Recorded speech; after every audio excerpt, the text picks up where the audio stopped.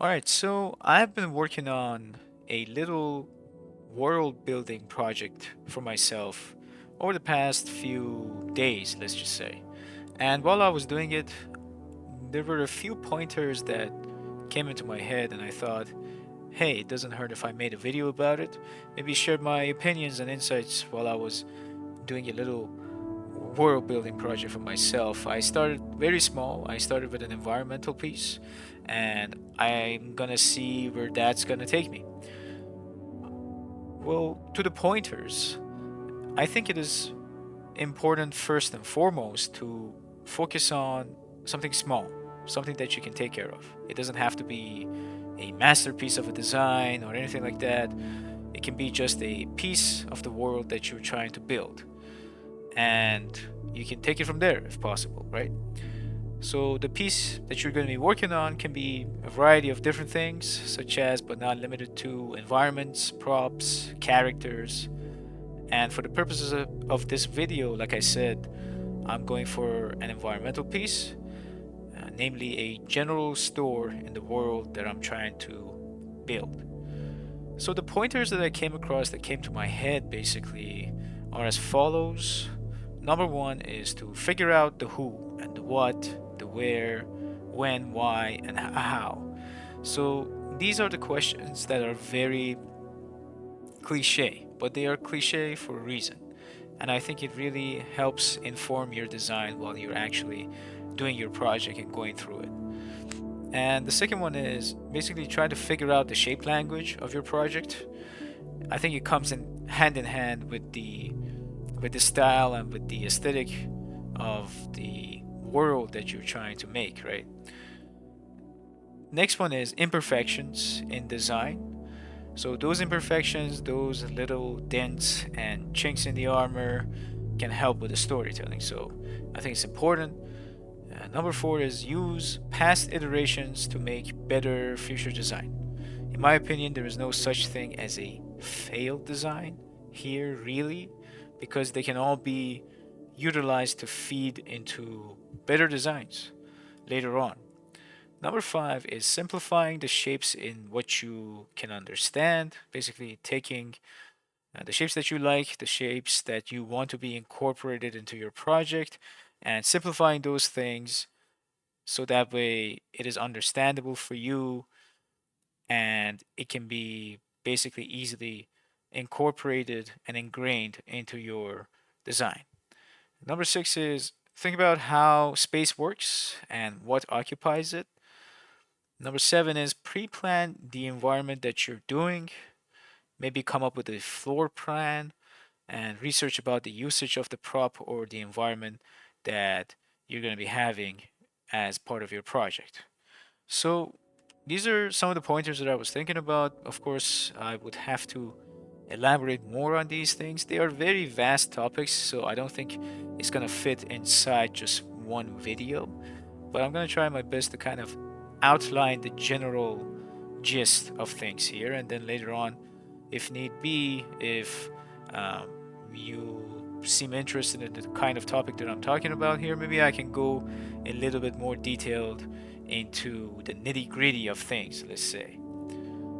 So, elaboration on the first point. First point was basically to figure out the who, what, where, when, and why and how question. So, I think in this particular case, I wanted the environment to be a kind of a general store that sells goods and also communication equipment because the world that I'm imagining in this particular one, the world itself is quite untamed and the denizens need to really go out and gather resources.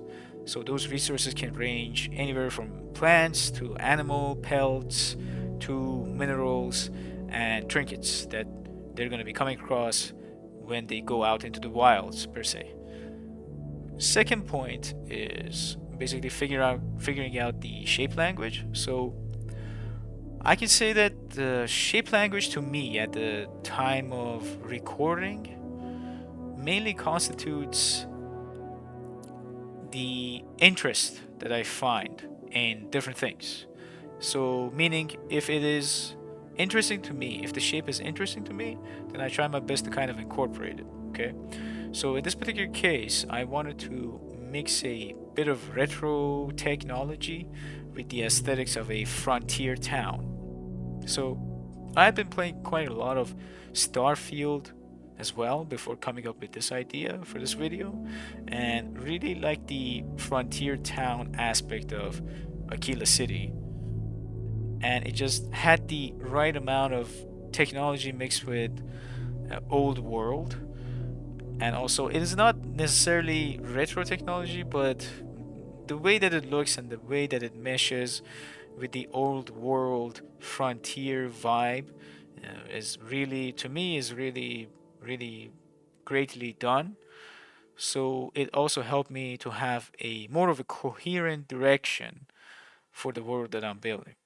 So to get a little bit more into shape language, well, you have to see what is more interesting to you, again, in terms of dimensions and the general curvature of things, or how boxy things are, how circular things are, how they interact with each other when you put them next to each other, right? So, like I said, I really like the retro technology style with its boxy look and analog knobs. So, I try to incorporate some of that into the environment that you see on the screen. I know there is a lot of work that still needs to be done from my end to make things look better, but we all gotta start from somewhere, right? So, and the third point for me, when you want to talk about imperfections in design that help with the storytelling, is I can say that the more grungy and the more dirty the world is, to me it feels more lived in. Of course, it is not going to apply to all designs. I am aware of it, but a little bit of dent here and there can tell a lot of story without having to write a big tome just for the lore. And of course, context is always key. So for my environment, it was a given that I make dents and rust almost in every nook and cranny that I can find.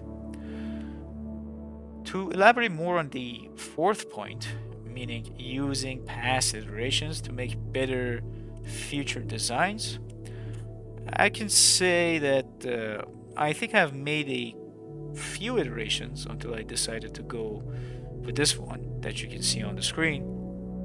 My point being, don't worry so much about your world building project taking more time, because you're literally putting together the building blocks of an imaginary world.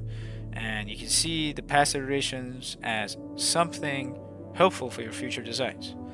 I will put some examples on the screen so that you can see I basically took parts of the ones that I liked from past iterations to make the new one. So don't worry about crappy designs, basically, because they will all later on be helpful to you in some way, shape, or form, right? Okay, so the fifth point, simplifying the shapes into what you can understand. So, if you're an artist and this basically this whole world building project resonates with you, I think it would pay dividends if you put a bit of effort into fundamentals. Stuff like perspective, angles, how shapes work in angles, and so on, and how you can put them next to each other to make a coherent environment and a space, basically. I think, in my opinion, having a more stylized and cartoony look and style helps a bit more, as you really don't have to go full on realistic with rendering and lighting and colors later on. So to me, it makes it a whole lot easier. And of course, my own preference is, of course, this kind of comic booky, very stylized look. So of course, it comes more naturally to me than if I wanted to make something out of, let's say, photo bashing or more realistic rendering style. So if you think that you're also more inclined towards this stylized look, then I think it helps you in the long run, because you can basically draw whatever you like in that stylized shape and basically turn it for your own and manipulate the shapes however you want. Of course, there needs to be some sort of coherent language there in order for people to be able to read the things, but given the fact that overall, I think, in my opinion, having a more stylized and cartoony look will help your design. I think keeping to that really overall is going to be, in my opinion, more efficient, time wise. If, of course, time is also of the essence for you. But again, that is my opinion regarding that. But back to the fundamentals aspect of it, I think having a working knowledge of perspective and how stuff work in different angles on different perspectives, how to set up a good perspective grid, a better perspective grid than what you've done before, I think pays dividends here. Now, there are books, obviously, basically tomes written on the subject. You can go and check them out. Of course, Marcos Matteo Maestre's book called Inked Perspective. I think it was called Framed Perspective. Yeah, yeah. There is Framed Ink. Yeah, so I mixed up the names there. But anyways, I think it's called Framed Perspective. That book really helps. And although I can probably make another video just to try to talk about how to tackle these books, but to me, just a snippet of it, to me, how you're gonna use this book, and also Scott Robertson's How to Draw book, is basically try to see what you are in need of now, knowledge wise, regarding perspective, and just tackle that and just deal with that particular issue. So if you want to draw a car, then Scott Robertson's book, the section about cars, will do you wonders. Now, that is also dependent on your level of skill. If you really have that skill and you just want to know how to manipulate your shape language already, and basically you're comfortable with drawing in perspective, you can just straight jump into that section. But I mean, you can tell basically because you're the one who's doing it. You can basically tell where your skill level is at. So I would say do a little bit of soul searching and see where your skill level is at first, and then based on that tackle what you need. I hope I make sense. So what I'm saying is basically see if you need more of the fundamentals in the beginning of the book. That's also okay. You can start practicing those things. And I would give probably like 15 minutes, 20 minutes here or there, just to see, how you can understand. Because there's a lot of terminology in that book also, and the language used in that book, not to disparage the writers, of course, it's a very hard subject to convey, right? So the language used is very dry also.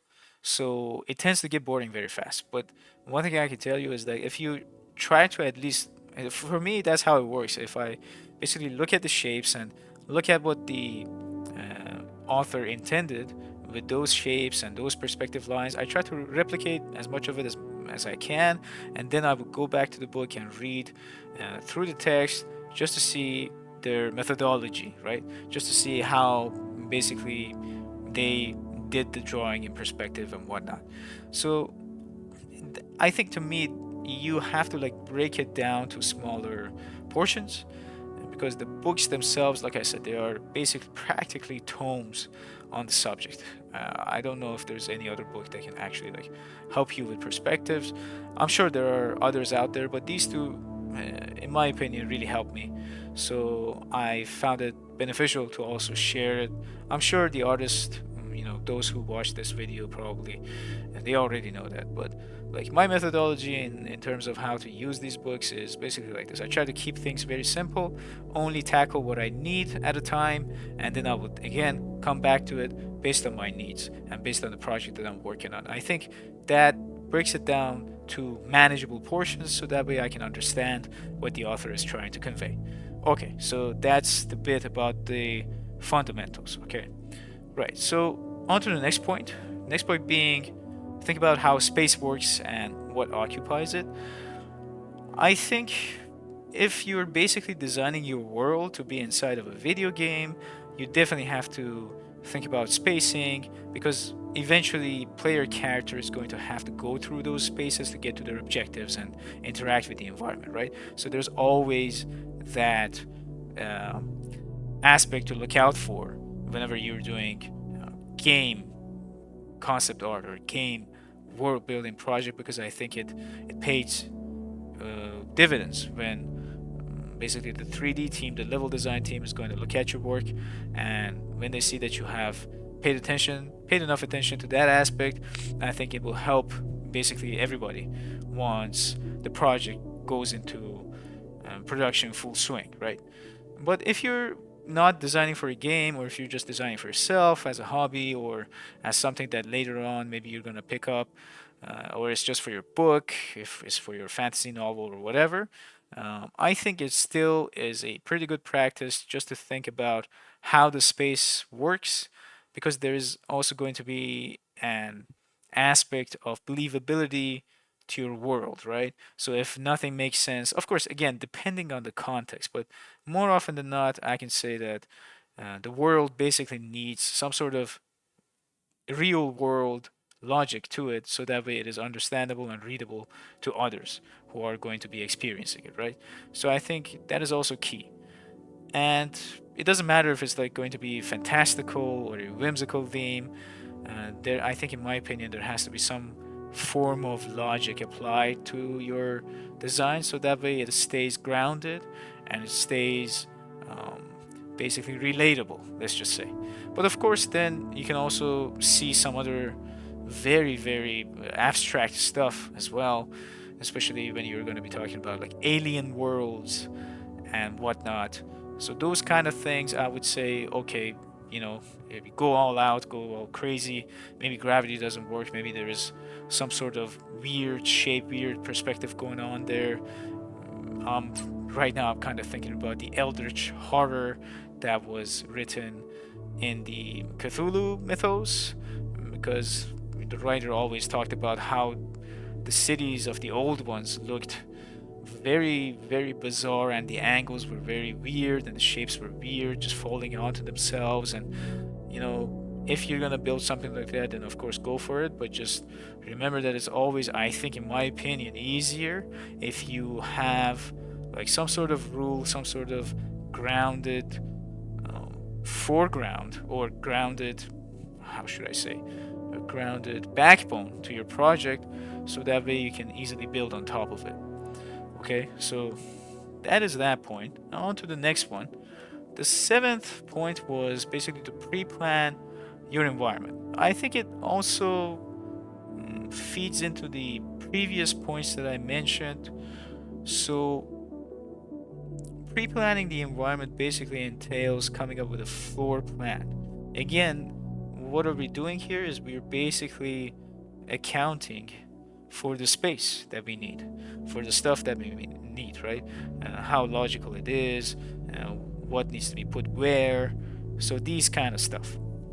So again, it's really just, in my opinion, just the combination or a culmination of a few of the points that I just already mentioned.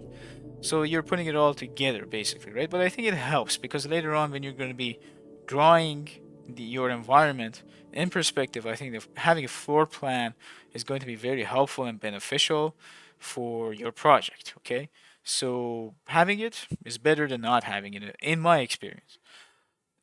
And I think it helps with iterations too, because you may not have to do a whole lot of iterations, because now you like your floor plan and you can just stick to it. And while you're doing the project, I think it will be more efficient and easier time wise, right? And that is basically going to be helpful in the long run. Okay, so these were the points that I was trying to think.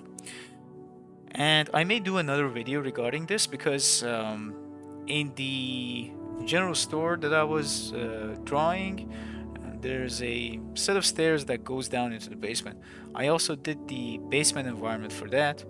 So maybe in the next one, I'll also try to put some of the footage that I got while I was drawing the basement, and maybe talk a little bit more about this whole world building process. And yeah, so that's basically it. And thank you for watching. If you stuck around this long, I really appreciate it, guys. Stay inspired, and I'll see you in the next one. Take care.